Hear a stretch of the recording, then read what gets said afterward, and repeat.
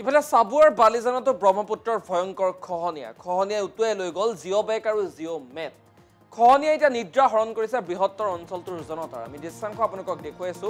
১.৫ বছৰ পূৰ্বে কোটি টকা ব্যয় সাপেক্ষে স্থাপন কৰা হৈছিল জিঅ' বেগ আৰু জিঅ' মেটসমূহ। জিঅ' মেট প্ৰকল্পত খহনীয়া সৃষ্টি হোৱাত এতিয়া ক্ষোভ প্ৰকাশ কৰিছে ৰাইজে। মথাউৰিৰ একাংশত খহনীয়া হোৱাত হাহাকাৰ পৰিৱেশে বিৰাজ কৰিছে ৰাইজৰ মাজত আৰু শীঘ্ৰে খহনীয়া প্ৰতিৰোধৰ দাবী উত্থাপন কৰিছে স্থানীয় ৰাইজে। দৃশ্যাংশ আমি আপোনালোকক দেখুৱাইছো। ৰাজ্যৰ প্ৰান্তে প্ৰান্তে এতিয়া একেই পৰিৱেশে বিৰাজ কৰা পৰিলক্ষিত হৈছে। বান বিভীষিকাৰ সমান্তৰালভাৱে উফন্দি উঠা নৈয়ে এতিয়া নৈৰ যি আচলতে গৰা, সেই গৰাসমূহ এইদৰে এতিয়া চপৰে খহা পৰিলক্ষিত হৈছে। হাজাৰ হাজাৰ বিঘা কৃষিভূমি বৰ্তমান জাহ গৈছে পানীৰ বুকুত।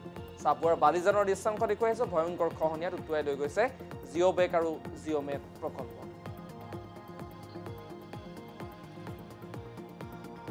বৰ্তমান চাবুৱা লাহল সমষ্টিৰ বিশেষকৈ আমাৰ ৰহমৰীয়াৰ এটা বহু ভয়াৱহ পৰিস্থিতিলৈ আগবাঢ়ি আহিছে। যিহেতু আমাৰ দেখিবলৈ পাইছোঁ যিখিনি জিঅ' বেগ বনাইছিলে আজি ২ বছৰ আগত, ইতিমধ্যেই প্ৰায় ৩০০ মিটাৰৰ ওপৰত বেছি খহিছে আৰু বিশেষকৈ মাথাউৰি ইতিমধ্যে 50% পাৰ হৈছে।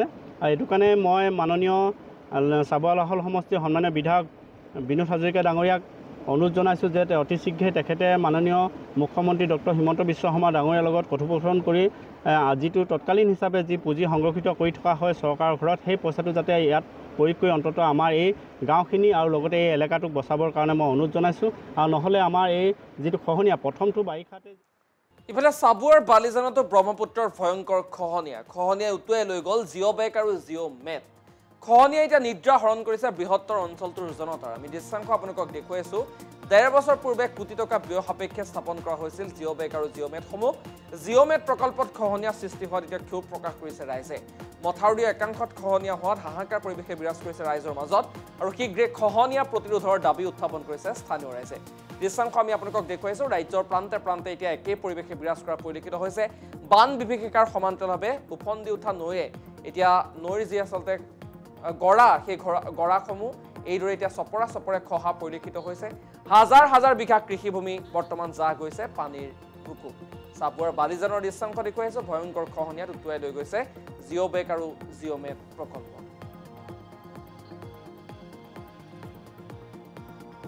বৰ্তমান চাবুৱা লাহল সমষ্টিৰ বিশেষকৈ আমাৰ ৰহমৰীয়াৰ এটা বহু ভয়াৱহ পৰিস্থিতিলৈ আগবাঢ়ি আহিছে। যিহেতু আমাৰ দেখিবলৈ পাইছোঁ যিখিনি জিঅ' বেগ বনাইছিলে আজি ২ বছৰ আগত, ইতিমধ্যেই প্ৰায় ৩০০ মিটাৰৰ ওপৰত বেছি খহিছে আৰু বিশেষকৈ মাথাউৰি ইতিমধ্যে 50% পাৰ হৈছে।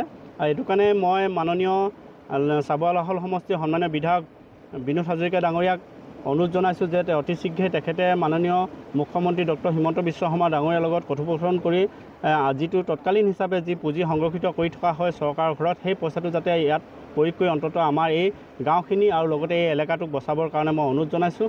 আৰু নহ'লে আমাৰ এই যিটো খহনীয়া প্ৰথমটো বাৰিষাতে।